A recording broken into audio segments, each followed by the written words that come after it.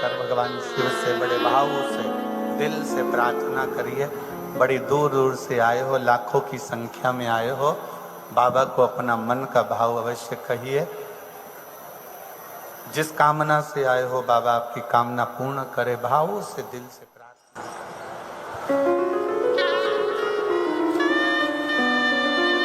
हृदय से बाबा को प्रार्थना निवेदन करिएगा, साथ में बोलिए श्री शिवाय नमस्तुभ्यं,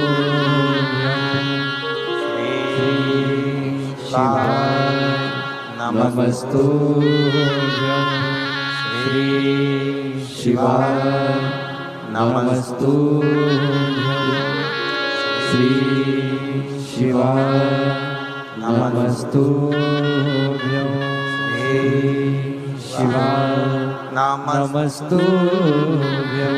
भोला सब दुख काटो हमारा, ओ भोला सब दुख काटो हमारा।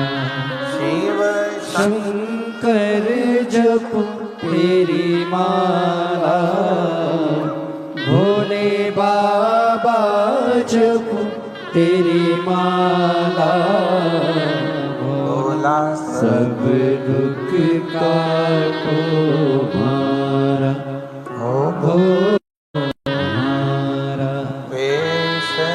मंगल मंगलकारी, वेश है मंगल मंगलकारी।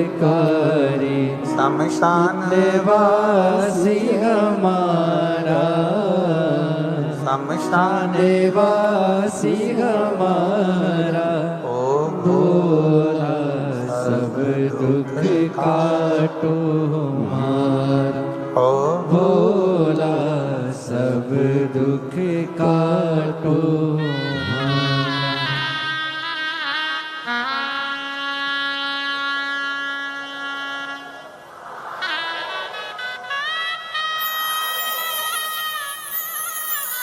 भगवान देवादित्य महादेव शिव ओगड़दानी त्रिकालदर्शी कैलाशी अविनाशी शंकर की कथा कह रही है। शिव पुराण कहती है सावित्री पति का सिर गोद में रखकर बैठ गई। बड़ का पेड़ विश्वास का प्रतीक है।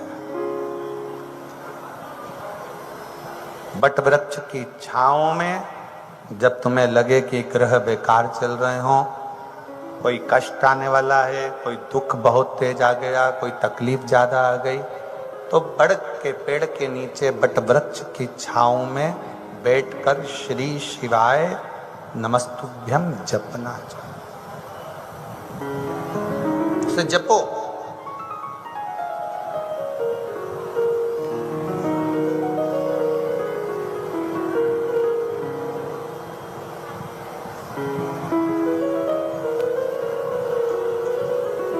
और वट वृक्ष की छांव में बैठकर जपा गया भजन किया गया जीवन का सुख प्रदान कर। शिव नाम जपिए। श्री शिवाय नमस्तुभ्यं, श्री शिवाय नमस्तुभ्यं, श्री शिवाय नमस्तुभ्यं, श्री शिवाय नमस्तुभ्यं, श्री शिवाय नमस्तुभ्यं, श्री शिवाय नमस्तुभ्यं। सावित्री ने सत्यवान कहते हैं कि मैं ऐसा लग रहा है कि मेरे प्राण जा रहे हैं। क्या देखा सावित्री ने कि सामने एक का पहना हुआ हाथ में गदा, भैंसे पर सवार एक सामने यम खड़ा है।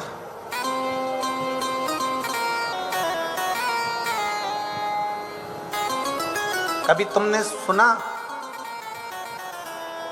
कभी तुमने देखा ये कि यमराज भी सामने आकर खड़ा होकर बात कर रहा? दो एक मार्कंडे ऋषि, एक राजा श्वेत, इनके सामने भी यमराज खड़े होकर बात कर रहा था। और तीसरे नंबर पर है माता सावित्री, जिनके सम्मुख में यमराज सामने खड़े होकर बात कर। तीन और भी हैं शिव भक्त, और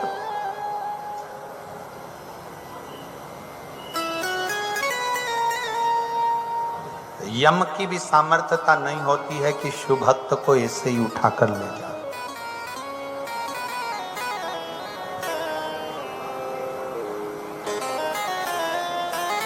यमराज की भी सामर्थ्यता नहीं है कि शंकर के भक्त को उठाकर और ले जाए। अगर आप प्रतिदिन भगवान शंकर के मंदिर में जाकर एक लोटा जल चढ़ा रहे हो, श्री शिवाय नमस्तुभ्यम का जाप कर रहे हो, दरवाजे पर श्री शिवाय नमस्तुभ्यम लिखा हुआ है, वाहन पर, गाड़ी पर, ऑटो पर, कहीं पर भी श्री शिवाय नमस्तुभ्यम लिखा हुआ है, तो कहीं ना कहीं वो आपके काम जरूर आए। शिव तत्व अगर आपके पास में है तो अकाल मृत्यु टल जाए। अकाल मृत्यु वो मरे तो काम करे चंडाल का, काल उसका क्या बिगाड़े जो भक्त हो महा काल का। जो शिव की आराधना में क्या सामने यम खड़ा है,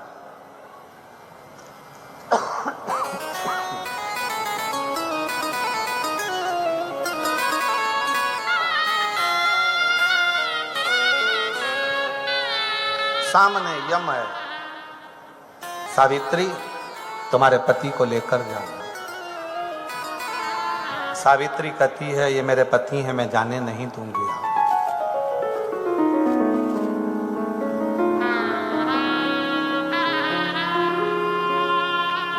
आप जानते हो सावित्री कहती हैं कि मेरे पति शिव की आराधना करते हैं और मैं शंकर का स्पर्श कर कर।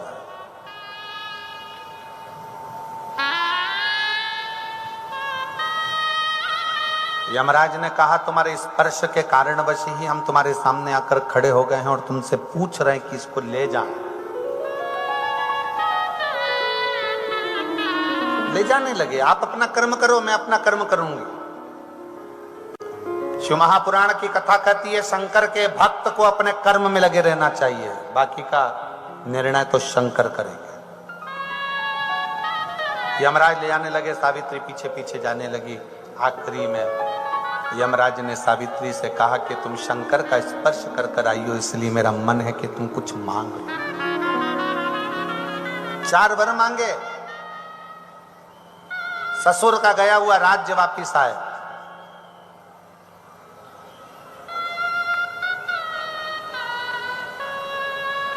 मेरे ससुर वापिस राज सिंहासन पर बैठे हैं।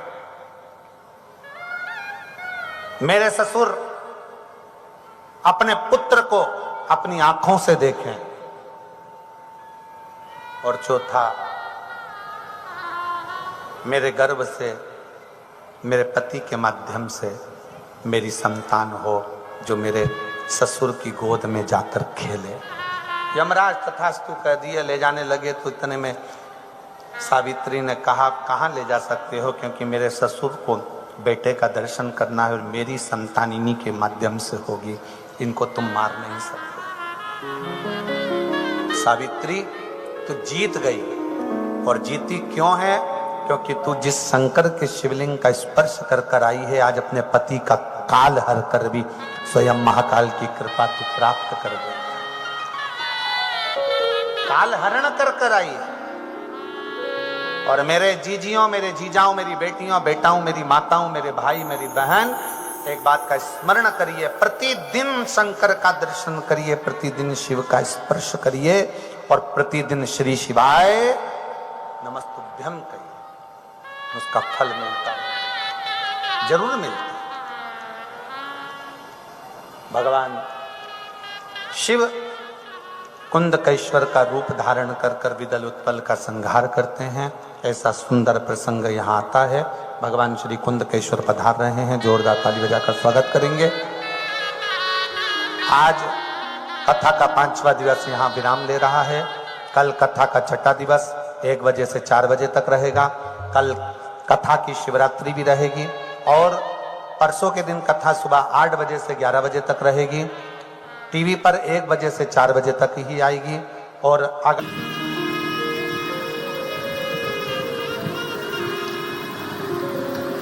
तो जितनी जितनी लगनता से काम करेगा, जितनी जितनी मेहनत से काम करेगा, जितना जितना परिश्रम करता चले जाएगा, उतना उतना तू प्राप्त करता चले जाएगा।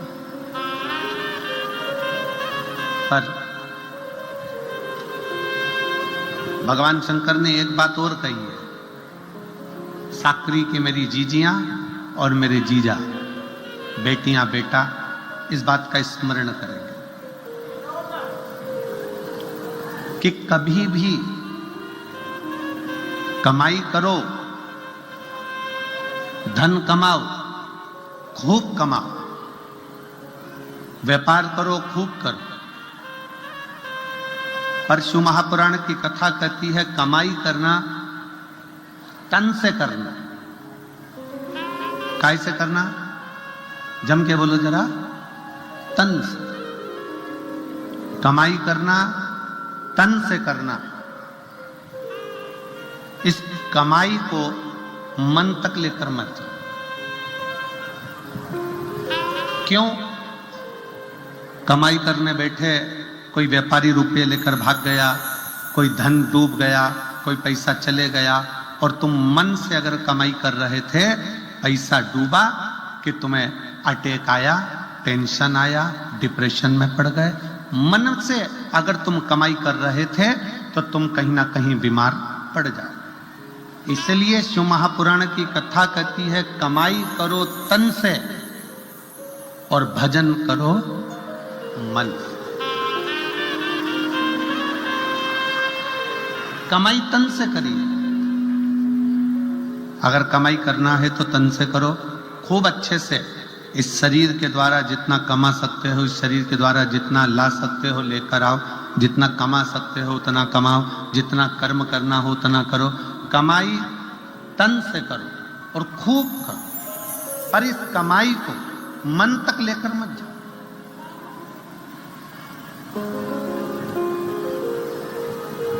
घाटा लग गया, टेंशन बढ़ गई। ज्यादा धन आ गया, टेंशन बढ़ गई। क्यों? क्योंकि तुम उसको मन तक लेकर आए, तुम उसको मन तक लेकर पहुंचे। कई लोगों ने पैसे को, कमाई को मन से लगा रखा है कि मेरा मन मन।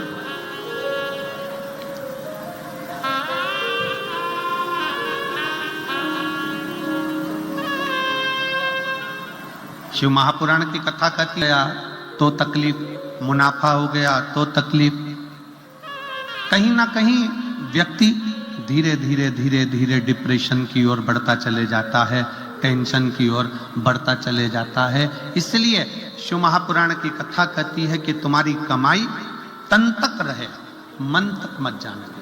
और भजन, शंकर की भक्ति कर रहे हो, शिव जी के मंदिर में जाकर 1 लोटा जल चढ़ा रहे हो, शंकर का गुणगान कर रहे हो, शिव महापुराण की कथा श्रवण कर रहे हो, शिव मंदिर में झाड़ू लगा रहे हो, शंकर के मंदिर में पोछा लगा रहे हो, शंकर के मंदिर में जाकर अर्चना कर रहे हो, बेलपत्र चढ़ा रहे हो, चावल चढ़ा रहे हो, गेहूं चढ़ा रहे हो, कुछ भी तुम शंकर जी की आराधना में लगे हो, तो इतना याद रखना कि भगवान की भक्ति तन से मत करना। भगवान की भक्ति जितना करना मन से करना। अगर भगवान की भक्ति तन से होती तो जो आंखों से अंधे हैं वो कभी ना कर पाते, जो हाथ से टूटे हुए हैं, शरीर का कोई हाथ टूटा है, कहीं पांव टूटा है, वो भगवान की भक्ति नहीं कर पाते। किसी की श्रवण शक्ति बेकार होती, वो भगवान की भक्ति नहीं कर पाते। किसी की जिह्वा नहीं चल पाती, वो भगवान की भक्ति नहीं कर पाते। शिव पुराण कह रही है भगवान की भक्ति करने के लिए तन कैसा, गोरे हो काले हो, अच्छे हो विकलांग नहीं हो, कोई विकलांग है, कोई अच्छा नहीं है, कोई मालूम पड़े रोगीला है, कोई दुखी है, कोई तकलीफ में है, कोई धनपति है, कोई करोड़पति है, कोई रोड़पति है, तो शिव पुराण की कथा कर रही है कि भगवान ने अपनी भक्ति को तन से नहीं जोड़ा।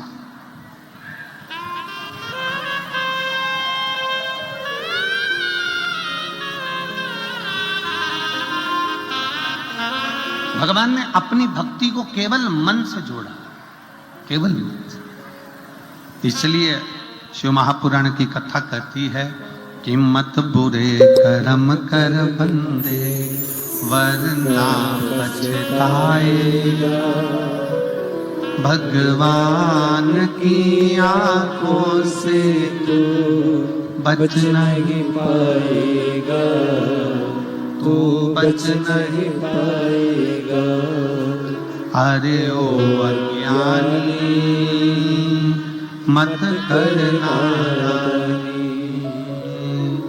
अरे ओ अज्ञानी मत करना,